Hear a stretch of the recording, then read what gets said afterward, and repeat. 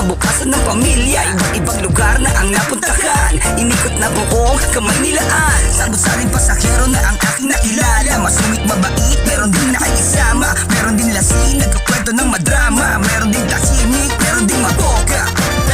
Pero ngayong araw, kasama mga kapatid, di na sasayangin to.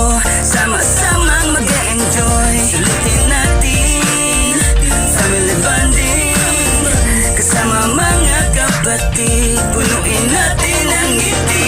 Kaya nagsama-sama kami sa isang araw ng rest day. Magsasaya maghapon kasi kasabay na rin ang family day.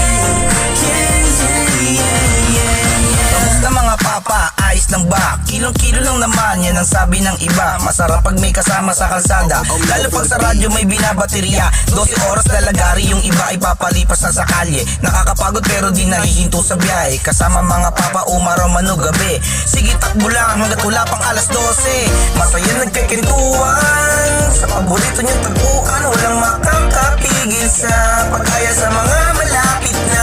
Mag-aaya si Pres, niradyo niya si Tres. Sa ganap na alas 3, kakain kay Andres at may suka pang the best. Bulwaro